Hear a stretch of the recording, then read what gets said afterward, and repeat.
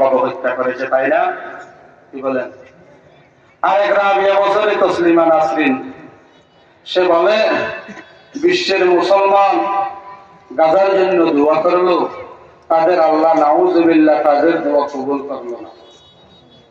এই জন্য তসলিমা নাসরিন বলে, আমি বলি আল্লাহ আল্লাহ বলতে কিছু নাই, নাউজুবিল্লাহ। কেন?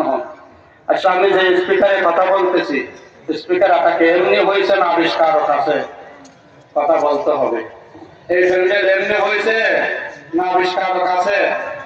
দুনিয়ার কোন জিনিস যেভাবে আবিষ্কারক ছাড়া হয় না, সৃষ্টিকর্তা ছাড়া হয় না, স্রষ্টা ছাড়া হয় না, এই বিশাল ভূখণ্ডের এই সৃষ্টি মানুষ সহ একটা সৃষ্টি স্রষ্টা ছাড়া হয় নাই, তার নাম আল্লাহ।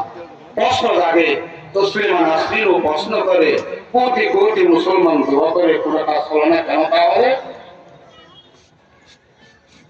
মূর্খ কথা জানার কথা নয়। আমাদের দেশে তসলিমার মতো কিছু মূর্খ আছে, বলদ, নজানে নজানে দিয়ে আনো, নজানে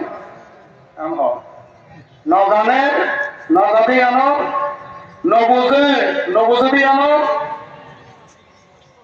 আকসকাল দান নদওয়া দান নাথিক গাদালত দরজহল মুরাক্কাব আবাদ দাহার বাবানত। ওরা হলে ডবল গাদা। তসলিমা নাসরিনের ডবল গাধি, ডবল গাধি। আল্লাহ রাসূল সাল্লাল্লাহু আলাইহি ওয়াসাল্লামের হাদিস নবীজি বলেন, উম্মত, আল্লাহর ঘোষণা, ওয়াইদা সালাকা ইবাদি আন্নী ফাইন্নী করিব উজিবু দাওয়াতাদ দাঈ ইযা দাআন, উজিবু দাওয়াতাদ দাঈ ইযা দাআন। কোন শর্ত লাগানো হয় নাই, দোয়া করলেই কবুল। কোটি কোটি মানুষ দোয়া করে, দাদার মুসলমানের এই পরিণতি থেকে ত্রাণ পাই না কেন, মুক্তি পাই না কেন? তাহলে কি আমাদের দোয়া কবুল হলো না, কবুল হচ্ছে না? আমি বলি এইরকম না।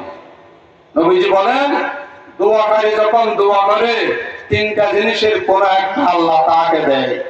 কোন একটা, হয়তো খাদ্য বস্তু দিবে, আজ হেরোলা দোয়া করে ইয়াম দিবে, অথবা দোয়াকারীর উপর ভবিষ্যতে একটা বড় মুসিবত আসার কথা ছিল, সেই ব্যক্তি জানতো না, দোয়ার উসিলায় তার খাদ্য বস্তু না দিয়ে ওই মুসিবতটা আল্লাহ দূর করে দেয়। 3 নম্বর, খাদ্য বস্তু দিল না, মুসিবত সরিয়ে দিল না।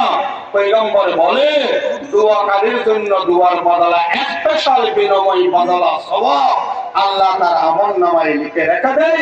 কাল কিয়ামতের ময়দানে সেগুলা আড়াই ঘন্টায় তাকে বুঝিয়ে দেওয়া হবে। কিয়ামতের ময়দানে যখন দোয়াকারী ব্যক্তি দোয়ার সেই সমস্ত লাভ ফজিলত